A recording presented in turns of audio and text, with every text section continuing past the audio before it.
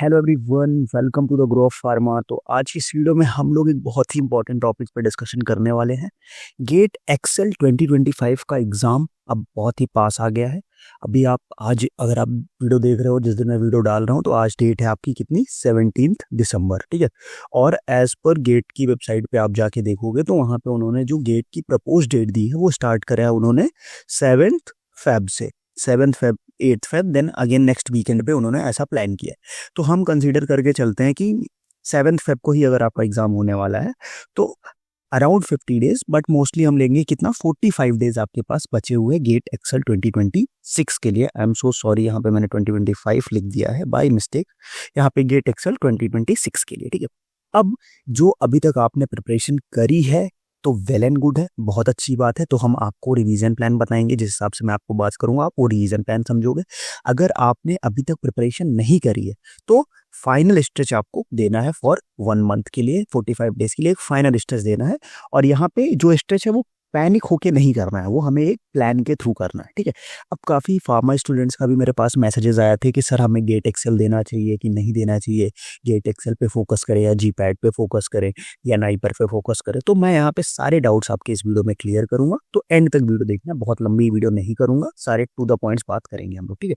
तो सबसे पहले देखते हैं हम लोग कि चीज़ें क्या क्या डिस्कस करने वाले हैं। सबसे पहले हम बात करेंगे एग्जाम पैटर्न क्या होने वाला है, डिटेल्स क्या होंगी जो आपको पता है, तो हम एक बार बस इस बेसिक ओवरव्यू लेके आगे बढ़ेंगे। देन हम टाइप ऑफ क्वेश्चंस की बात करेंगे कि आपको किस तरीके के क्वेश्चंस देखने को मिल सकते हैं इन द एग्जाम।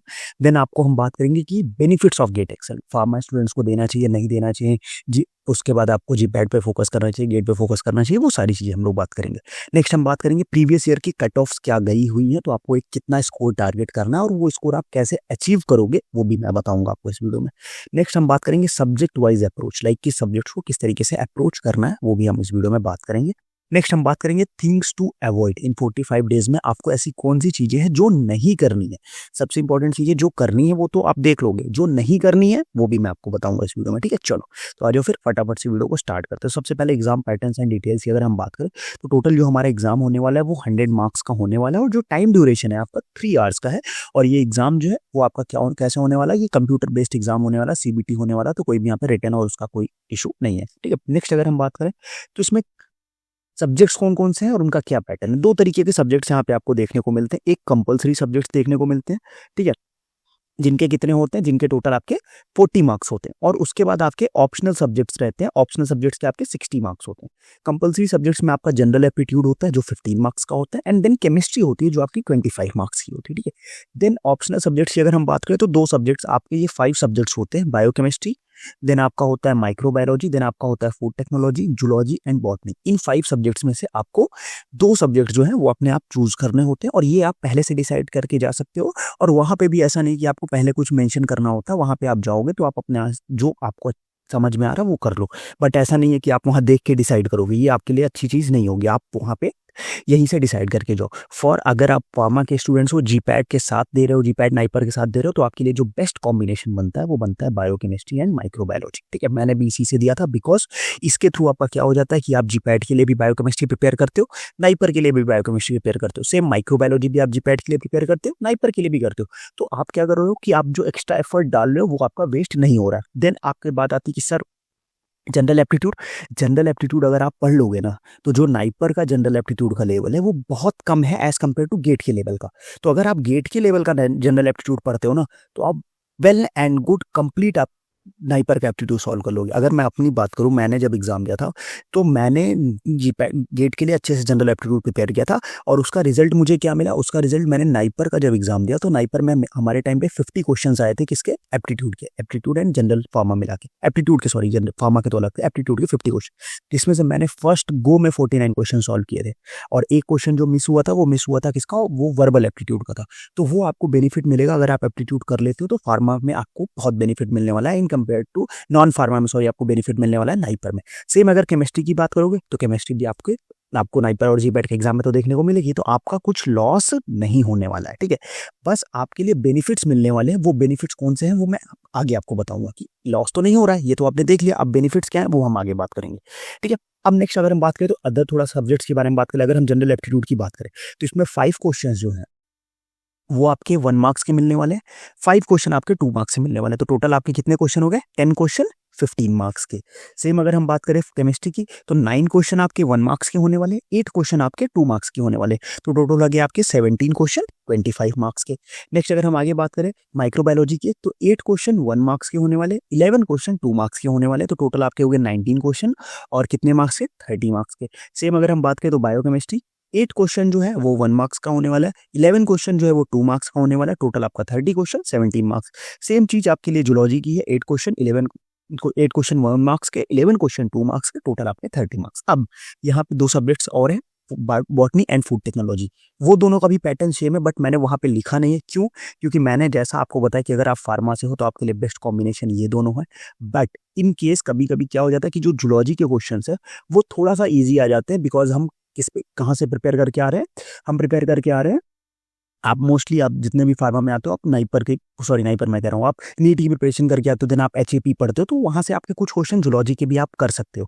तो इसको एज आप थर्ड ऑप्शनल सब्जेक्ट अपना रख सकते हो। ठीक है, मेन फोकस आपको रखना है बायोकेमिस्ट्री माइक्रोबायोलॉजी पे। फिर अगर आपको एक एक्स्ट्रा ऑप्शनल सब्जेक्ट लेके चलना है कि इन केस कभी कभी क्या होता है कि चीज़ें वहाँ पे हमें एज प्लान तरीके से नहीं जाती, तो आप थर्ड ऑप्शनल सब्जेक्ट जूलॉजी रख सकते हो, जो मैंने भी रखा हुआ था अपने टाइम पे। ठीक है, तो इसीलिए मैंने जूलॉजी को यहाँ मेंशन किया। बाकी मैंने फूड टेक्नोलॉजी एंड बॉटनी को नहीं मेंशन किया। उनका जो क्वेश्चन का पैटर्न है मार्क्स से सेम है। अगर आप उन दोनों में से कोई आप किसी सब्जेक्ट की आप प्रिपरेशन कर रहे हो या आपका कोई बॉटनी अच्छा है, आप जाना चाहते हो तो जा सकते हो, बट मोस्ट प्रोबेबली आप ये अगर चूज करके जाते हो तो आपके लिए अच्छी चीजें होने वाली है। ठीक है, ये भी आपका बेस्ट कॉम्बो होने वाला है। ठीक है, अब नेक्स्ट अगर हम बात करें कि किस तरीके के क्वेश्चंस पूछे जाते हैं, ठीक है, ये बहुत इंपॉर्टेंट चीज है, सबसे इंपॉर्टेंट काम है कि किस तरीके के क्वेश्चंस वहां पे पूछे जाते हैं। तो 3 तरीके के क्वेश्चंस आपको गेट के एग्जाम में देखने को मिलेंगे। पहला है एमसीक्यू मल्टीपल चॉइस क्वेश्चन, दूसरा है एमएसक्यू, तीसरा है न्यूमेरिकल आंसर टाइप क्वेश्चन एनएट। दोनों में आपके 1 मार्क्स में भी ये क्वेश्चन देखने को मिलेंगे, 2 मार्क्स में भी देखने को मिलेंगे, दोनों में। अब यहाँ पे एक जो सबसे इंपॉर्टेंट चीज है, निगेटिव मार्किंग यहाँ पे होती है, बट केवल एमसीक्यू है उसमें आपको निगेटिव मार्किंग देखने को मिल रही है। ना तो एमएसक्यू में निगेटिव मार्किंग है, ना तो न्यूमेरिकल आंसर टाइप में। तो ये दोनों तो आपको कभी छोड़ के आने ही नहीं है, ये दोनों आपको 100% अटेम्प्ट करने हैं। आपको ध्यान किस में देना है? आपको ध्यान देना है एमसीक्यू में, बिकॉज एमसीक्यू अगर आपका गलत हुआ तो आपको नेगेटिव मार्किंग देखने को मिलेगी। बट अगर आपका एमएसक्यू गलत हो रहा है या न्यूमेरिकल आंसर टाइप क्वेश्चन गलत हो रहा है तो आपको कोई नेगेटिव मार्किंग नहीं देखने को मिलेगी। तो आपको ये दोनों क्वेश्चन 100% अटेम्प्ट करना है। ठीक है, एमसीक्यू को आप थोड़ा सा ध्यान देना है कि उसमें आपकी नेगेटिव मार्किंग ना हो, आप वो सेव कर लो। ठीक, तो इसके बारे में आपको ध्यान रखना है।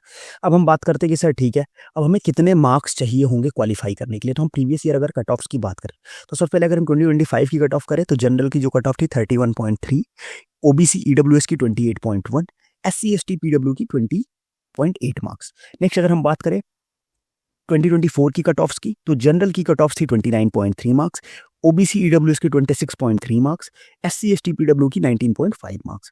नेक्स्ट अगर हम बात करें 2023 की कट ऑफ की तो जनरल की कट ऑफ थी 32.9 मार्क्स, ओबीसी ईडब्ल्यूएस की कट ऑफ थी 26.9 मार्क्स और एससी एसटी और पीडब्ल्यूडी के जो कैंडिडेट्स थे उनकी कट ऑफ जो थी वो कितनी थी? 21.9 मार्क्स। तो आप यहाँ पे देखो कि अगर हाईएस्ट जो अभी तक लास्ट 3 ईयर्स में जो कट ऑफ गई है वो 32.9 गई है। तो अगर आप केवल 35 मार्क्स लेके आ जाते हो, ठीक है, हम केवल 35 मार्क्स ही बात कर रहे हैं, तो आप क्या कर रहे हो? आप क्वालिफाई गारंटी हो जाता है आपका। ठीक है, 100% आप क्वालिफाई हो 35 मार्क्स में। ठीक है, उसके बाद आपको बेनिफिट्स क्या क्या मिलने वाले इस क्वालिफिकेशन के बाद?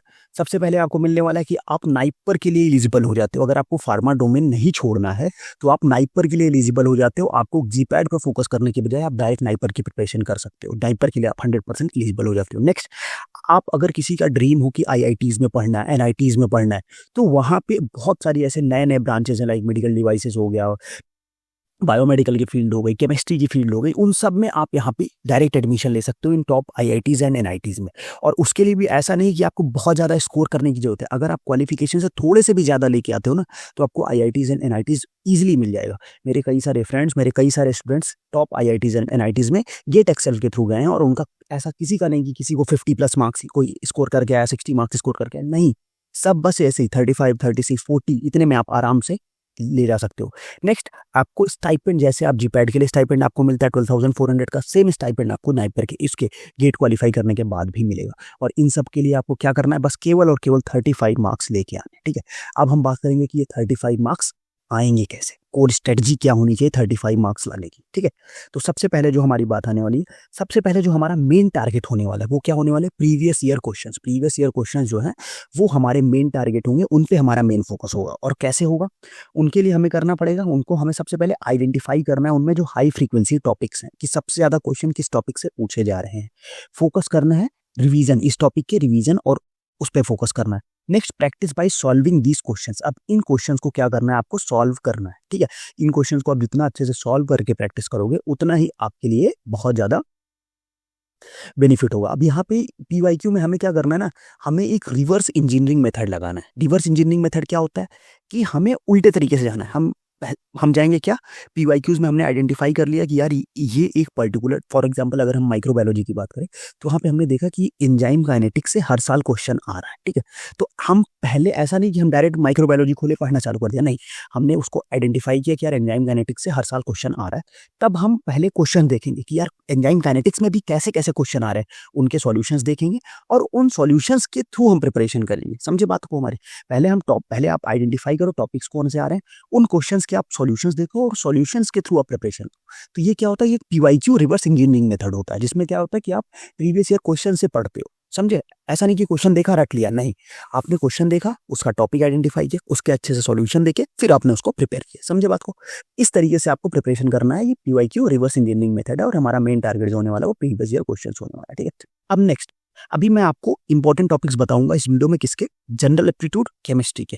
बाकी जितने भी ऑप्शनल सब्जेक्ट्स हैं उनके मैंने इंपॉर्टेंट टॉपिक्स की एक ऑलरेडी प्लेलिस्ट बना रखी है, आप चैनल पे जाना, मैं इस वीडियो के एंड में डाल दूंगा, साथ में आप चैनल पे जाना या आप डायरेक्ट सर्च करो biochemistry GATE excel important topic grow of pharma, आ जाएगा आपको, ठीक है। Microbiology GATE excel important topic grow of pharma, आपको वीडियो मिल जाएगी। चैनल पे जाना, गेट की प्लेलिस्ट बनी हुई है, वहां से आपको वीडियोस मिल जाएंगी, मैं डाल दूंगा, ठीक है। जिस प्लेलिस्ट में ये वीडियो रहेगा उसी प्लेलिस्ट में आपको वो सारे वीडियोस भी मिल जाएंगे, ठीक है। नेक्स्ट, अब सबसे पहले अगर हम बात करें किसके बारे में, जनरल एप्टीट्यूड के बारे में, ठीक है। तो अगर हम जनरल एप्टीट्यूड के बारे में बात करते हैं तो जनरल एप्टीट्यूड में हमारा जो टारगेट है वो 10+ मार्क्स लाने का टारगेट है, और जो मैं बता रहा हूँ बहुत ही ईजी चीज है, ठीक है। 10+ मार्क्स आप जनरल एप्टीट्यूड में बहुत इजीली ला सकते हो। इसके लिए आपको क्या देखना है, जो हाई यील्ड टॉपिक्स है आपको इन पे फोकस करना है। अप्रॉक्स 10 मार्क्स आपको यहीं से मिल जाता है। क्वांट्स की अगर हम बात करें तो यूनिटरी मेथड हो गया, रेशियो प्रोपोर्शन से क्वेश्चन आपको देखने को मिलते हैं, टाइम एंड डिस्टेंस से क्वेश्चन आपको देखने को मिलते हैं, सिंपल एंड कंपाउंड इंटरेस्ट से भी आपको क्वेश्चन देखने को मिलते हैं। नेक्स्ट, एनालिटिकल में ब्लड रिलेशन से आपको क्वेश्चन मिल जाते हैं, अरेंजमेंट से लाइक सीटिंग पजल्स जो होते हैं उससे आपको क्वेश्चन देखने को मिल जाते हैं, ठीक है। तो ये जो है ये सबसे इंपॉर्टेंट क्वेश्चन है। उसके बाद आपको टाइम अगर मिलता है, आप पढ़ते हो तो आप स्पेटियल अरेंजमेंट से देख सकते हो, मिरर को इमेजेस, रोटेशन, इन सब से देख सकते हो। लास्ट में आपको वर्बल्स से देखना है, verbals like synonyms, antonym, articles. इसमें क्या होता है, ये या तो बहुत ही सिंपल होंगे जो आप डायरेक्ट कर लोगे, या क्या होंगे कि नहीं आएंगे आपको, ऐसा ही वर्ड कुछ आपको मिल जाएगा जो आपको पता ही नहीं होगा। तो या तो ये डायरेक्ट आएंगे या तो नहीं आएंगे, तो इनमें ज्यादा टाइम वेस्ट करने की जरूरत नहीं है, आपको इधर पे ज्यादा फोकस करना है, ठीक है। नेक्स्ट, अगर हम बात करें, अगला जो है अपने पास केमिस्ट्री। केमिस्ट्री की अगर हम बात करें तो केमिस्ट्री हमने देखा है कि आपको 25 मार्क्स की केमिस्ट्री आप आ रही है। तो केमिस्ट्री अगर आपकी अच्छी है तो आप आराम से 15 मार्क्स तक लेके आ सकते हो। अगर आपकी 15 मार्क्स नहीं, आप 10 मार्क्स भी केमिस्ट्री में स्कोर करते हो ना, तो आराम से 10-20 मार्क्स आप यहीं से ले सकते हो। बाकी 2 ऑप्शन सब्जेक्ट है, आराम से आप उसमें कितने 10 मार्क्स, मैं करो, देखो सिंपल सी बात है, आपने कितना किया, 10 मार्क्स एप्टीट्यूड में ले लिया, 10 मार्क्स आपने केमिस्ट्री ले लिया, बच्चे आपके पास 2 ऑप्शनल सब्जेक्ट्स। 2 ऑप्शनल सब्जेक्ट्स में अगर आप कितने, दोनों मिला के अगर आप 55 मार्क्स 15 मार्क्स भी लेके आते हो तो भी आप 35 मार्क्स इजीली स्कोर कर सकते हो, ठीक है। एंड 30 मार्क्स में से 2 सब्जेक्ट, 30 कितने हो गए, 60, इसमें से आपको लेके कितने आने, 60 में से 15 मार्क्स लेके आने। तो क्या आपके लिए बहुत डिफिकल्ट है ये? नहीं, डिफिकल्ट नहीं है, बट डिफिकल्ट हो जाता है अगर आप अपने नेगेटिव्स पे कंट्रोल नहीं करोगे, अगर आप क्वेश्चन प्रैक्टिस नहीं करोगे तो। बट अगर आप, जैसा मैं प्लान बता रहा हूँ, उस तरीके से आप पढ़ते जाओगे तो आपके लिए बिल्कुल भी डिफिकल्ट नहीं होने वाला है, ठीक है। तो इसमें जो सबसे इंपॉर्टेंट टॉपिक्स हैं वो कौन कौन से हैं, वो होने वाले हैं आपके पास structure, reactivity and organic mechanisms के क्वेश्चन होने वाले हैं। इससे आराम से हर साल 3 से 4 क्वेश्चन आपको देखने को मिल रहा है। रिएक्शन काइनेटिक्स आप देख सकते हो, हर साल 2 से 3 क्वेश्चन मिल रहे हैं। थर्मोडायनेमिक्स में हर साल 2 से 3 क्वेश्चन मिल रहे हैं। उसके बाद जो एसपीडीएफ ब्लॉक के एलिमेंट्स है, केमिकल इक्विलिब्रियम, एटॉमिक स्ट्रक्चर से। बट उससे पहले मैं आपको सजेस्ट करूंगा कि ये वाला पोर्शन आप बहुत अच्छे से कर लो, ठीक है। ये बात होगी। अब नेक्स्ट हम बात करेंगे कि जो कॉमन मिस्टेक्स हैं जो स्टूडेंट्स को अवॉइड करनी चाहिए, जो बहुत सारे स्टूडेंट्स इस टाइम पे करते हैं, कौन कौन सी। सबसे पहला कि skipping the mock error revision. मतलब क्या कि आपको जो मॉक टेस्ट आप दे रहे हो, रिवीजन की वजह से आप उसको, मतलब बहुत गलतियां हो रही है उसकी वजह से आप क्या कर रहे हो, मॉक टेस्ट छोड़ दे रहे हो। या मॉक टेस्ट आप दे रहे हो तो बस अटेम्प्ट कर रहे हो, आपने देखा कि मार्क्स नहीं आ रहे हैं तो आपने मॉक टेस्ट देना, उसका एनालिसिस नहीं किया। ये बिल्कुल नहीं करना है, मॉक टेस्ट देना है और एनालाइज करना है। एटलीस्ट वीक में आपको 1 से 2 मॉक टेस्ट जरूर देना है। इग्नोरिंग जनरल एप्टीट्यूड के टॉपिक्स को आप इग्नोर कर रहे हो, बहुत स्कोरिंग, बहुत सिंपल क्वेश्चंस आते हैं, बिल्कुल इग्नोर नहीं करना। Over focusing on low weight subjects like botany zoology, बहुत ज़्यादा पढ़ना पड़ता है बहुत कम मार्क्स के लिए, ठीक है। और पैनिकिंग और लो मार्क्स स्कोर नहीं करना, जो मैंने बताया। जगलिंग और मल्टीपल रिसोर्सेज लाइक यहाँ से भी पढ़ ले, वहाँ से भी पढ़ ले, ये भी कर लो, वो भी कर लो, कुछ नहीं करना। बहुत ज़्यादा करोगे कुछ नहीं कर पाओगे। एक ही रिसोर्स पकड़ो, उसी पे फॉलो करो। इसको कैसे ओवरकम कर सकते हो? Stick to one reliable resource, build in depth, systematically track errors and revise. Like आपने मॉक टेस्ट दिया, आपने देखा कि यार इस टॉपिक से मेरे क्वेश्चन गलत हो रहे हैं और ये टॉपिक इंपॉर्टेंट है एग्जाम के लिए, तो मैं क्या करूंगा, उसको नोट करूंगा, उसको रिवाइज करूंगा।